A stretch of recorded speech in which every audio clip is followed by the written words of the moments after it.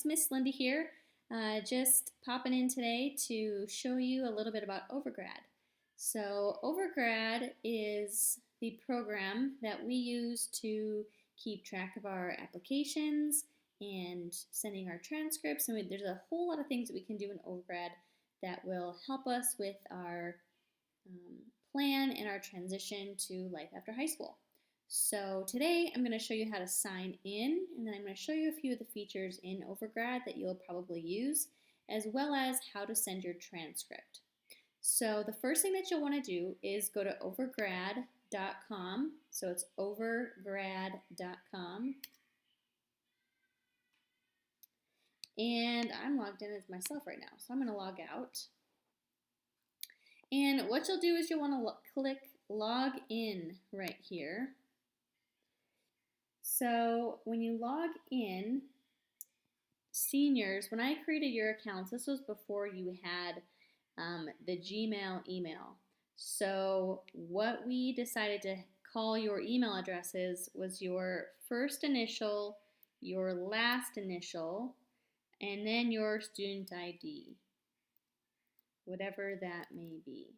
Okay, so and then at fms.k12.nm.us. So we chose for that is going to be your username. Okay, I know that's not your email address that you have for the school, but that's what your username is going to be for Overgrad. So your first initial, last initial, student ID number at fms.k12.nm.us. Your password is going to be your PowerSchool password. Okay, so that's how you log in. So go ahead and get logged in now. And I'm actually going to log in on my side and then go into the student demo so you guys can see what you see. So this is what a student will see when they log into Overgrad. So hopefully you're logged in by now. Your GPAs should be accurate, as well as if you've had an ACT or an SAT, those should be in there. Okay, this Gpa Calculator is kind of fun. I haven't played around with it to see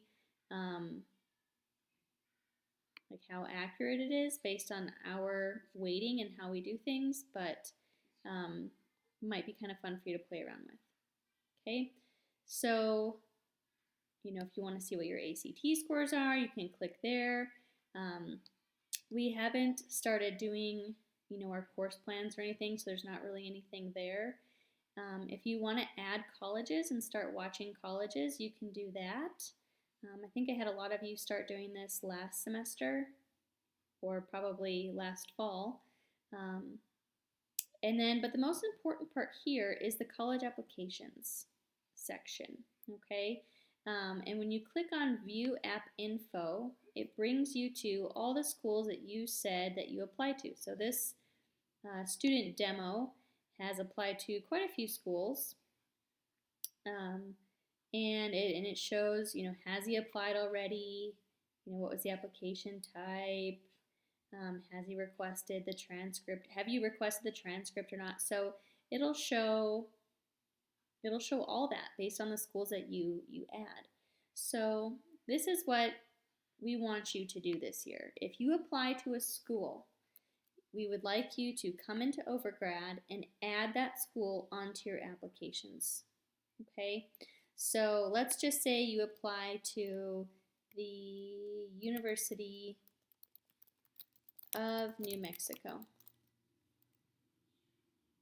Okay, make sure you click on whatever campus it is. Notice that there's a lot of different campuses. It's not going to just be the first one. Last year, a lot of our seniors, when they applied to Las Cruces or applied to New Mexico State, they would pick Doña Ana. They wouldn't look, and they'd pick Doña Ana instead of the Las Cruces campus. So make sure you're picking main campus, and then you're going to go ahead and click on Add Application. Oh, I'm sorry, and I've already done University of New Mexico, so I'm going to do New Mexico State.